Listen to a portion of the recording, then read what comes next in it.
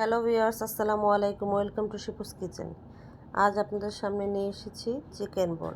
কীভাবে চিকেন বল তৈরি করতে হয় সেই রেসিপি।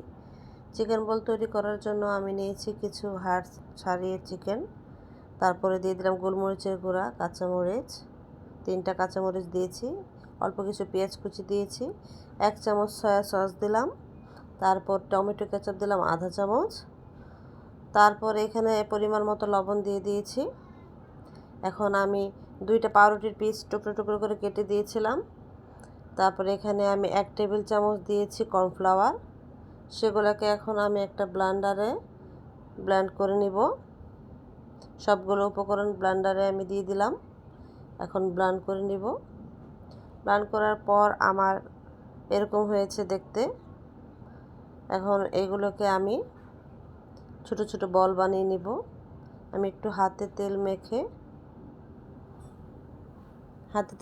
নিয়েছি। এখন এগুলোকে ছোট ছোট বল বানিয়ে নিচ্ছি।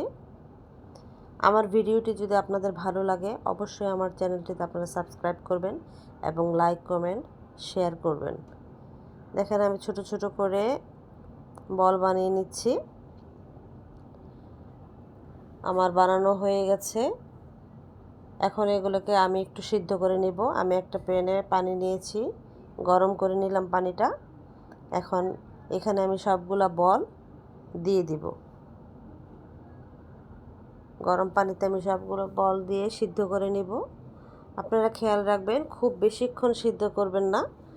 বেশিক্ষণ সিদ্ধ করলে বলগুলো অনেক শক্ত হয়ে যাবে, তাই অল্প টাইম সিদ্ধ করতে হবে যাতে এটা একটু সফট থাকে। আমার প্রায় সিদ্ধ হয়ে গেছে।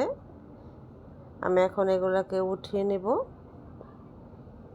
বেশিক্ষণ সিদ্ধ করলে জিনিসটা শক্ত হয়ে যাবে। সবগুলো আমি এখন আস্তে আস্তে করে পানি ঝরিয়ে উঠিয়ে নেব। এখন একটা প্যানে আমি একটু তেল দিয়ে তেলটা গরম করে নিব। তারপরে আমি তেলে ছেড়ে দিব। তারপর আস্তে আস্তে এগুলোকে ভেজে নেব। আমি নাড়াচাড়া করে ভেজে নেব। তারপর একটু লালচে লালচে হয়ে গেলে দেখেন আমার এগুলো লালচে লালচে হয়ে গেছে। এখন এগুলোকে আমি উঠিয়ে নেব।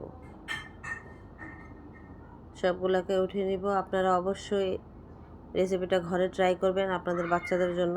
এটা শুধু বাচ্চারা না, বড়রাও খেতে পারে। দেখেন তৈরি হয়ে গেছে আমার চিকেন বল। কতটা দেখতে সুন্দর হয়েছে এবং খেতেও খুব সুস্বাদু ছিল। দেখেন কত সফট হয়েছে। আপনারা অবশ্যই ঘরে ট্রাই করবেন।